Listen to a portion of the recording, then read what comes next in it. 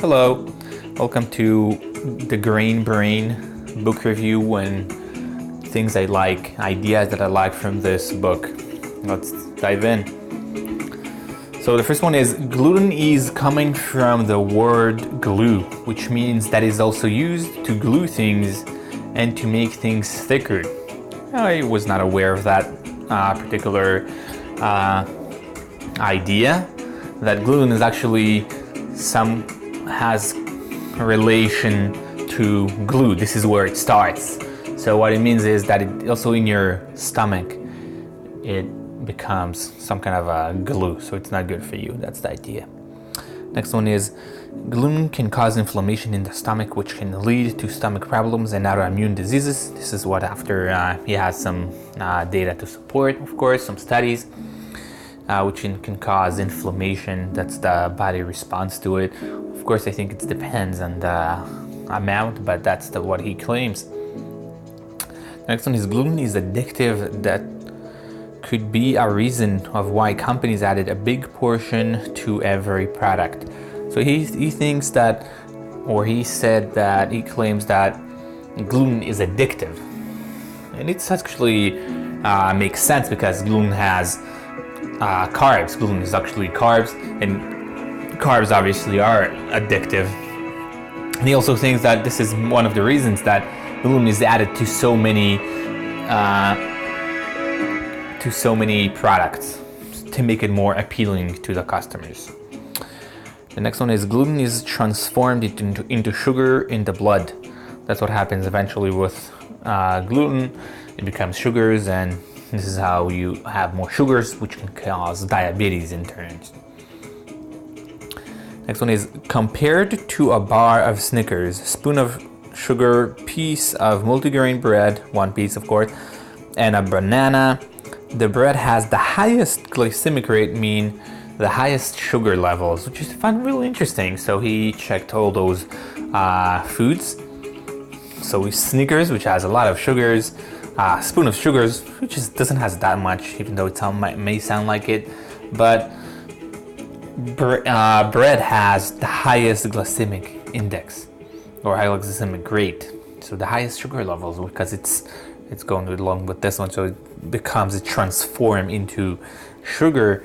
So what we see here is that gluten actually has a lot of sugars, eventually becomes.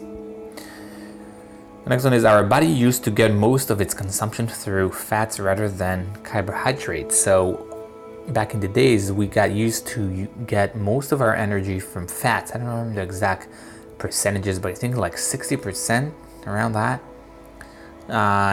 through fats and not carbohydrates. And right now we get most, in like a normal diet, we get most from carbohydrates. Next one is the gene that might cause diabetes was good for survival back in the days because of saving when there is abundance. So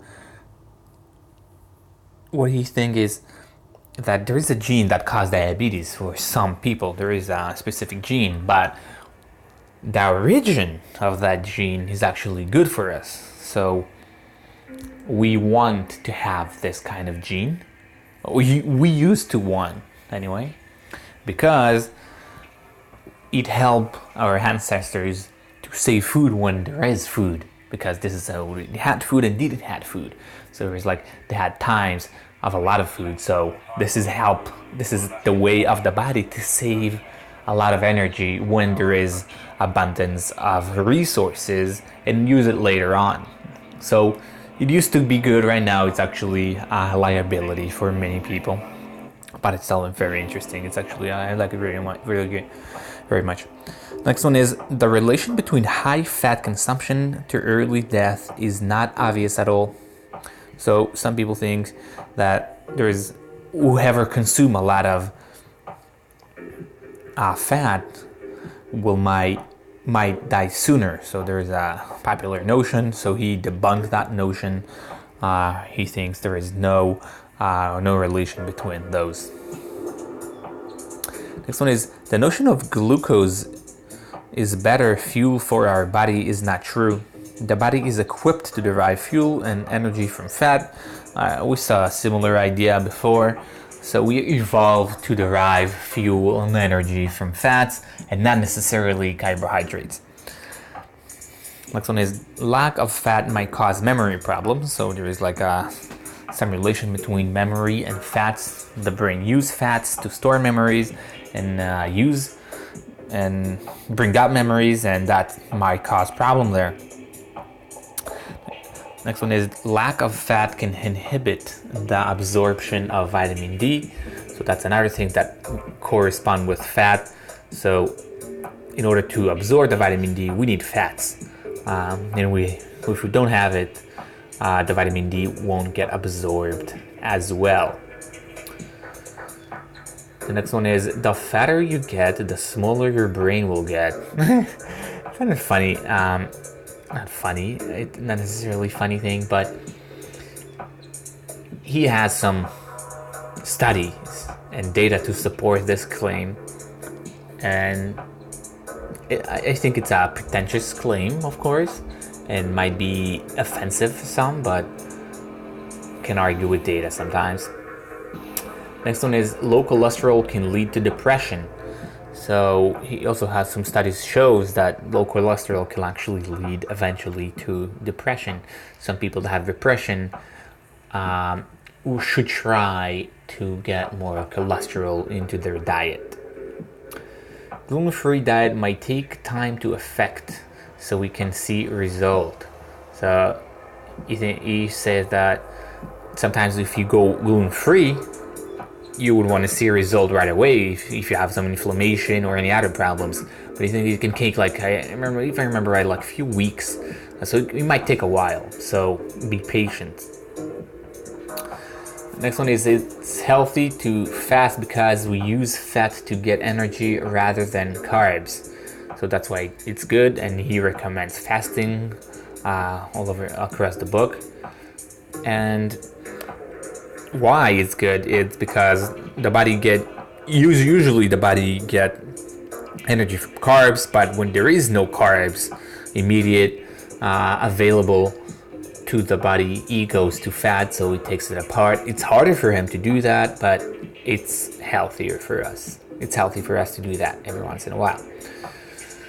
Next one is exercise is better than cognitively using your brain for the health of your brain. So he says that exercise will be better. So some people think, to make your brain better, you should play chess or do all kinds of puzzles or whatever, cognitively using your brain. But he thinks that exercise is a better way to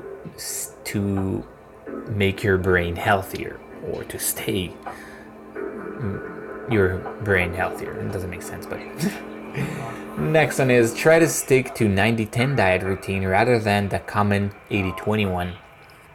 So usually when people try to keep some kind of a routine, diet routine, they try to stick to 80-20, which means 80% of the time you go along with the diet. So you stick to the diet, 20% you cheat.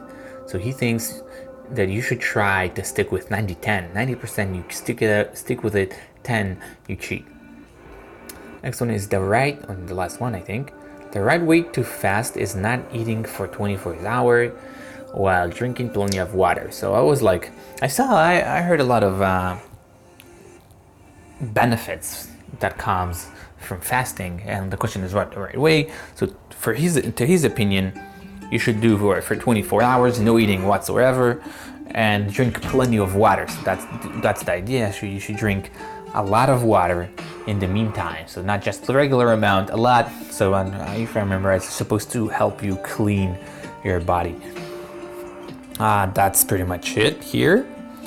And in general, about this book, I didn't really like that book. I probably give it like 2 stars out of 5.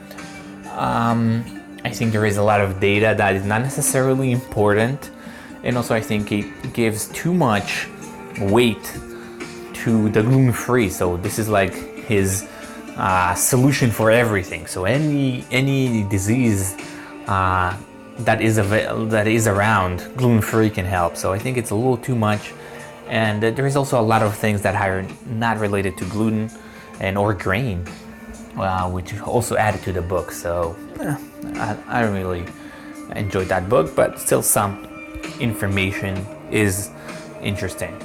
All right, thank you.